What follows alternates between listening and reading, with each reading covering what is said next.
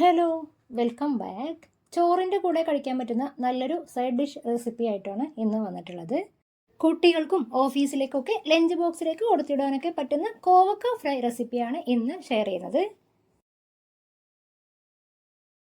15 കോവക്ക തീരെ കനം കുറച്ചൊന്ന് സ്ലൈസ് ചെയ്തെടുത്തിട്ടുണ്ട്. ഇനി ഇതിലേക്ക് 1/4 ടീസ്പൂൺ മഞ്ഞൾപ്പൊടി, 1.5 ടേബിൾ സ്പൂൺ കാശ്മീരി മുളക് പൊടി, 3 ടേബിൾ സ്പൂൺ അരിപ്പൊടി, 1 ടേബിൾ സ്പൂൺ കുരുമുളക് പൊടി, 1.5 ടീസ്പൂൺ ഉപ്പ് ഇട്ട് കൊടുക്കാം. 1 ടീസ്പൂൺ വെള്ളം ഒഴിച്ച് ഇത് നന്നായിട്ടൊന്ന് മിക്സ് ചെയ്തെടുക്കണം. പൊടികളൊന്നും കട്ട പിടിക്കാതെ കോവക്കയുടെ എല്ലാ കഷ്ണങ്ങളിലേക്കും എത്തുന്ന വിധത്തിൽ നന്നായിട്ട് തന്നെ ഒന്ന് മിക്സ് ചെയ്തെടുക്കണം. ഈ 1 ടീസ്പൂൺ വെള്ളം മാത്രം ചേർത്ത് കൊടുത്താൽ മതി. പതുക്കെ മിക്സ് ചെയ്തെടുക്കുമ്പോൾ എല്ലാ വശത്തേക്കും മാരിനേഷൻ എത്തിക്കോളും. കോവക്കയുടെ എല്ലാ കഷ്ണങ്ങളിലേക്കും മസാല നന്നായിട്ട് മാരിനേറ്റ് ചെയ്ത് വെച്ചിട്ടുണ്ട്. കോവക്ക ഫ്രൈ ചെയ്യാൻ വേണ്ടി ഒരു ചട്ടിയിലേക്ക് 4 ടേബിൾ സ്പൂൺ സൺഫ്ലവർ ഓയിൽ ഒഴിച്ച് ചൂടായതിനു ശേഷം 3-4 കഷ്ണങ്ങളായി നീളത്തിൽ കീറിയ ഒരു പച്ചമുളകും 2 തണ്ട് കറിവേപ്പിലയും ഒന്ന് ഫ്രൈ ചെയ്ത് മാറ്റി വെക്കണം.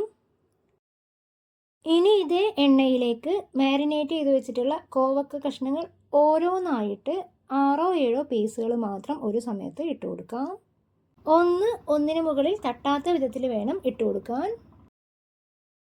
ഓരോ പീസും ഇട്ട് 1-2 സെക്കൻഡിനു ശേഷം മാത്രം അടുത്ത പീസുകൾ ഇടുക, അല്ലെങ്കിൽ ഇത് ഒട്ടിപ്പിടിക്കാൻ ചാൻസ് ഉണ്ട്. മസാല ഒന്ന് കഷ്ണങ്ങളിൽ പിടിച്ചു എന്ന് ഉറപ്പുവരുത്തിയതിനു ശേഷം മാത്രം ഒന്ന് ഇളക്കി കൊടുക്കാം.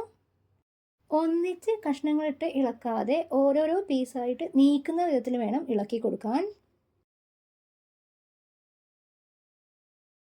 മസാല കഷ്ണങ്ങളിൽ നന്നായിട്ട് പിടിച്ചതിന് ശേഷം മാത്രം നന്നായിട്ടൊന്ന് ഇളക്കി കൊടുക്കാം. കോവക്ക മുഴുവനായിട്ട് മീഡിയം ഫ്ലെയിമിലിട്ട് മാത്രം ഫ്രൈ ചെയ്തെടുക്കണം. ഇപ്പോൾ മസാലയൊന്നും പുറത്തു പോവാതെ ഒട്ടിപ്പിടിക്കാതെ കോവക്കയുടെ കഷ്ണങ്ങളിൽ തന്നെ നല്ല പെർഫെക്റ്റ് ആയിട്ട് വന്നിട്ടുണ്ട്. ഇനി ഇത് ക്രിസ്പിയായി വന്നാലുടനെ എണ്ണയിൽ നിന്ന് കോരിയെടുക്കാം. കോവക്ക കട്ട് ചെയ്തെടുക്കുന്ന സമയത്ത് ഇതുപോലെ ചെരിച്ച് വളരെ തിന്നായിട്ട് ബാക്കിയുള്ള ഓരോ പീസുകളും ഇതുപോലെ കുറേശ്ശെയായിട്ട് ഇട്ട് ഫ്രൈ ചെയ്തെടുക്കണം.